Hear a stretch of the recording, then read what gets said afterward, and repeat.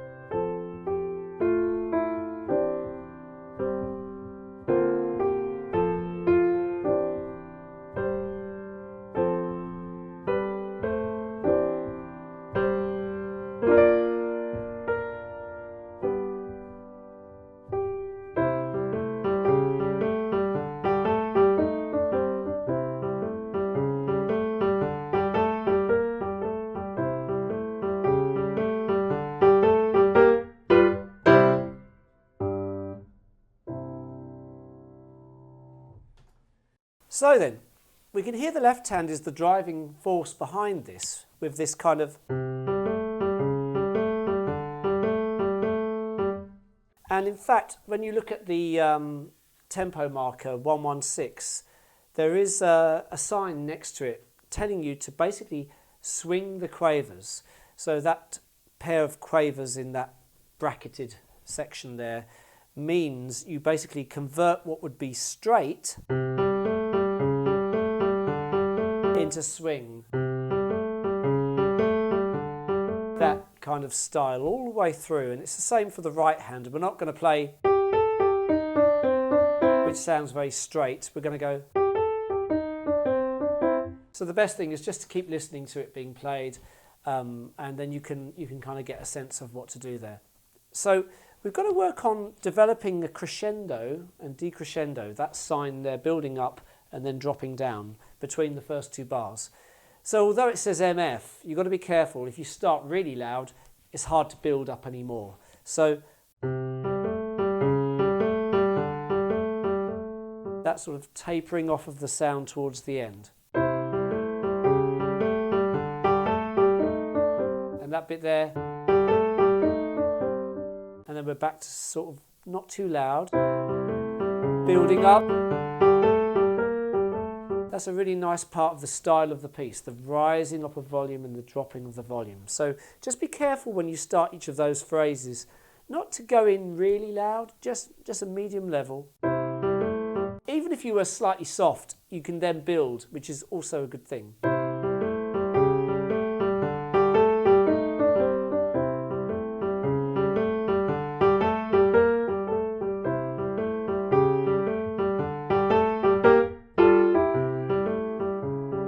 So that's the main feel of page one, really, the rising and falling of the volume. And that's quite a straightforward thing, really, once you're used to it. If we go from bar 9 now, we're picking it up very much like the beginning again. So it's that second phrase in the left, second group of quavers. That's the one that creates the illusion of the crescendo. That second one. So that's the one you want to really get good at. And then dropping. Here it comes again. Here it comes again.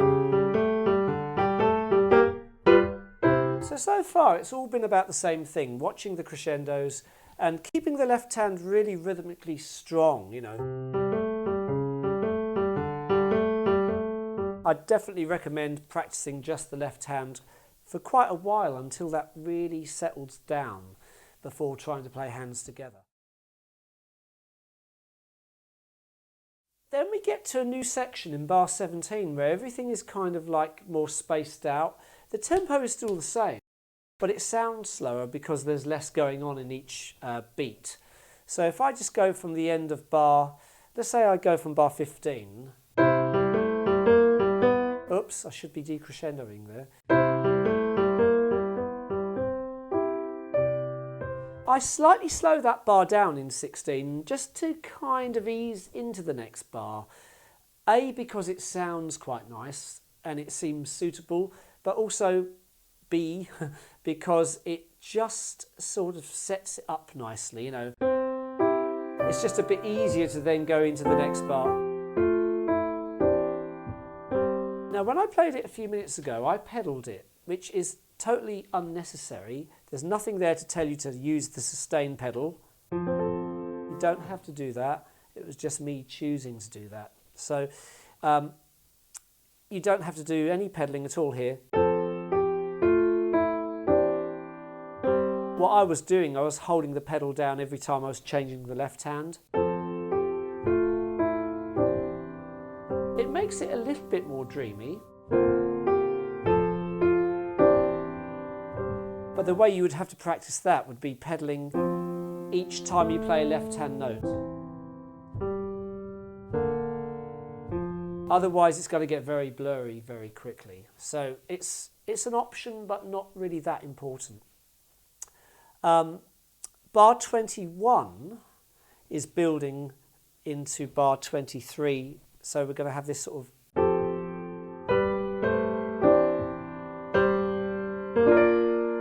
and that's a nice big confident sound there. That wavy line is the rolled chord from the bottom note upwards. So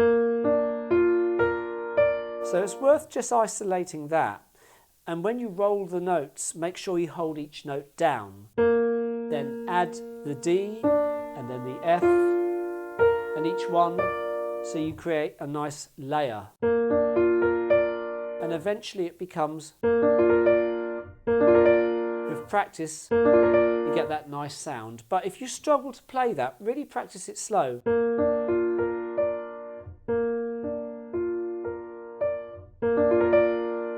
I'm going to go from bar 21 one more time.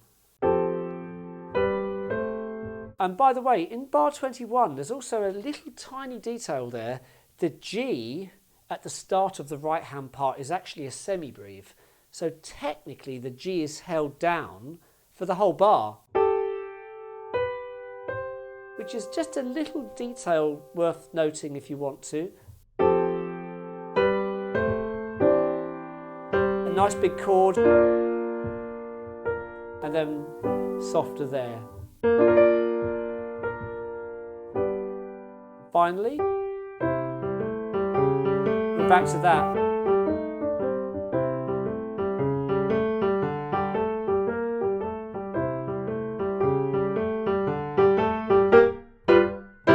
And slightly softer here. Strong, weaker. Also watch out for the rests in that bar, bar 31. And we're done. So I hope you've been able to pick up some ideas from watching me talking about that. Good luck, and I will hopefully see you on some of the other videos I'm making. So thanks for watching and take care for now.